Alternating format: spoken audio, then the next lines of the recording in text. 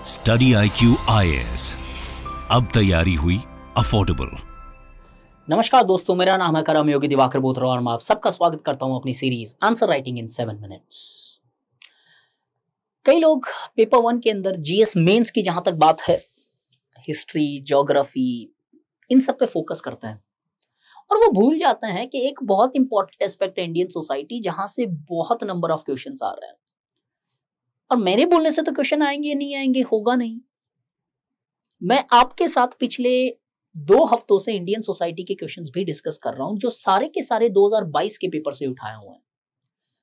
मतलब रफली 7 question, 6 question जो है डायरेक्टली इंडियन सोसाइटी से आया पिछले साल ही। और उससे पहले जाओ तो मैक्सिमम रीच किया 110 मार्क का। 250 में से 110 मार्क इंडियन सोसाइटी आ रही है, लेकिन हम फोकस करेंगे वर्ल्ड हिस्ट्री पे। I think you need to strategize your preparations.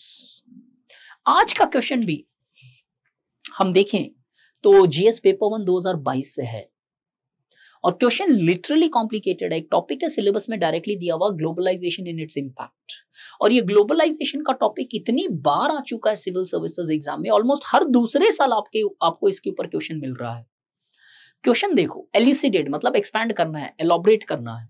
The relationship between what? Globalization and a new technology in a world of scarce resources with reference to India. मतलब आपको globalisation और नई technology की relationship दर्शानी है और context जिसमें ये बताना वो है कि स्कैर्स रिसोर्सेस, कम रिसोर्सेस के टाइम में इन दोनों में क्या रिलेशनशिप है, क्या इक्वेशन बैठ रहे हैं, और इंडिया का एग्जाम्पल देके आपको समझाना है। ये कुछ एक स्टैंडर्ड फॉर्मेट है, प्लीज एक बार एक स्क्रीनशॉट ले लेना if you are interested. Meaning, globalization का मीनिंग क्या है? 99% को अगर मैं आपसे यहाँ डेफिनेशन पूछूं ना तो आप डेफिनेशन में हिल जाओगे। तो यार ये पता तो है, लेकिन डिफाइन कैसे करना? अब आपको सिंपल सी डेफिनेशन देता हूं, please understand. Globalization is a process. जिसके अंदर भी जेशन लग जाए वो एक प्रोसेस हो जाता है, पहले तो दिमाग में ही फिट कर लो। Globalization is a process which leads to free movement beyond the political frontiers of goods, services and people. तो फ्री मूवमेंट चाहे वो आइडियाज का हो, लोगों का हो, गुड्स का हो, सर्विसेज का हो, बियॉन्ड द पॉलिटिकल फ्रंटियर्स। तो फॉर एग्जांपल दिल्ली से बॉम्बे जाना is not a globalization. India से चाइना या चाइना से अमेरिका या अमेरिका से मैक्सिको या मैक्सिको से साउथ अफ्रीका या साउथ अफ्रीका से ऑस्ट्रेलिया, दैट्स अ ग्लोबलाइजेशन। लेकिन ये फ्री मूवमेंट किसका? गुड्स का हो सकता है, सर्विसेज का हो सकता है, वैसे ही अगर हम देखें आइडियाज का हो सकता है। Globalization is not only about interactions, it's about regular interactions, it's about interdependence. तो एक टाइम अगर आप इंटरैक्ट कर रहे हो, that's not globalization. Regular interactions होना चाहिए। अब इंट्रोडक्शन में ये भी मेंशन करना कि किस तरीके से आपको globalization has on one hand have led to the spread of new technologies and these new technologies further have enhanced the pace of globalization. Directly question के पॉइंट को हिट करो। और साथ ही साथ में बैकग्राउंड में आप स्केर्स रिसोर्सेज, ये इंट्रोडक्शन में लिखना पड़ेगा। 3 मेजर एस्पेक्ट है इस क्वेश्चन के, इसलिए थोड़ा बड़ा होगा इंट्रोडक्शन और 250 वर्ड में सफिशिएंट है स्पेस आपके पास। Furthermore in contemporary time with the rise of competition on one hand and with the increase in population on the other hand, the resources are becoming fast and fast scarce, insufficient to fulfill the demands. अब ये मैंने आपके content add करने के लिए दिया है, तो इंट्रोडक्शन मेरा यहाँ पे खत्म हो गया कि आज कहीं ना कहीं रिसोर्सेस कम पड़ रहे हैं और साथ ही साथ में इनकी रिलेशनशिप बताई हमने और क्या मीनिंग होता है ग्लोबलाइजेशन का। ग्लोबलाइजेशन के बहुत सारे पहलू होते हैं। ग्लोबलाइजेशन का मतलब ये नहीं होता कि पूरे स्तर पे आपने अपने देश को खोल दिया है। एथनोस्केप, these are the levels at which globalization can happen. किसी में 2, किसी में 4, किसी में सब, किसी में कुछ भी नहीं शायद। एथनोस्केप, मूवमेंट ऑफ पीपल, लोगों के लिए आपने बॉर्डर्स खोल दिए, जैसे Mexico, America. Technoscapes, technology freely share हो रही है देशों के बीच में। Ideoscapes, ideology, free movement of ideas है। चाइना नहीं है यहाँ पे, they do not accept the democratic ideologies, they do not propagate. Facebook बंद है, ट्विटर बंद है, एक्सेट्रा। फिनोस्केप्स, फाइनेंशियल कैपिटल का फ्री फ्लो होता है। जैसे इंडिया में भी देखें तो एक लिमिटेड फिनोस्केप्स है जहां पे करंट अकाउंट पे कन्वर्टिबिलिटी है बट कैपिटल में नहीं है। तो जब इतना एक बुनियादी इंट्रोडक्शन होता है ना, तो एग्जामिनर को ये चीज पता चल गई कि यू नो द आंसर।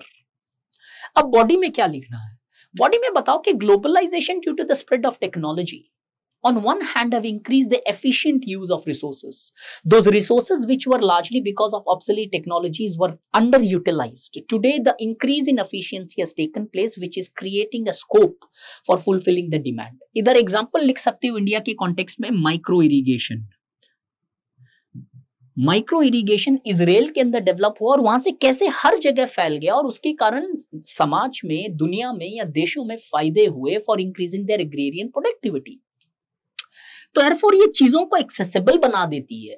जब नई टेक्नोलॉजी आती है, टेक्नोलॉजी ही एक्सेसिबल नहीं होती है ग्लोबलाइजेशन से, बट जो एग्जिस्टिंग आपके कंट्री में रिसोर्सेज है उसको भी ज्यादा एक्सेसिबल बना सकती है ग्लोबलाइजेशन टेक्नोलॉजी के स्प्रेड के कारण।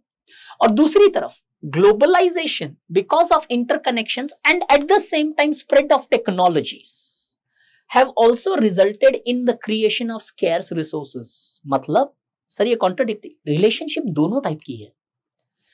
एक तरफ टेक्नोलॉजी के स्प्रेड के कारण ग्लोबलाइजेशन जो है रिसोर्सेज को ज्यादा बेहतर यूटिलाइज करने की कैपेसिटीज देती है, but on the same time we also see that because of the interconnection of the world, interconnected world, global, local,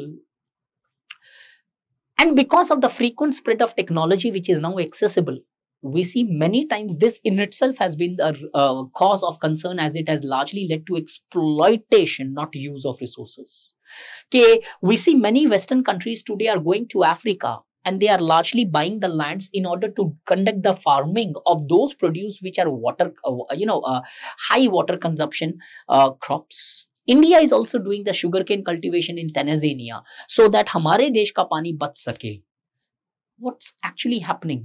Neo-colonialism, जहां पे टेक्नोलॉजी के बेस पे कुछ देश डोमिनेट कर रहे हैं और वो सिर्फ डेवलप नहीं, डेवलपिंग कंट्रीज अंडर डेवलपमेंट में भी कर रही है। तो रिलेशनशिप क्या सॉलिड सी है, बेहतर भी है ग्लोबलाइजेशन से स्प्रेड ऑफ टेक्नोलॉजी और सेम टाइम ग्लोबलाइजेशन से इसी टेक्नोलॉजी के स्प्रेड के कारण रिसोर्स स्कैर्सिटी भी आ रही है। तो your body is clearly fulfilled. Just a small announcement, optional sociology का अगर ज्वाइन करना, the batch is starting on 18th, you can join the batch. जो कंटेंट दूंगा उससे बाहर कुछ नहीं पढ़ना आपको, that's my promise to you. Regular Zoom sessions लेता हूं आपको मेंटर करने के लिए, सिर्फ क्लास में नहीं, क्लास के बाहर रात को 9 बजे फिक्स्ड होती है ये सेशंस, ताकि अगर आप वर्किंग प्रोफेशनल भी हो तो एक पर्सनल अटेंशन मैं कोशिश करता हूं आपको मिल सके। कंक्लूजन में क्या लिखना है?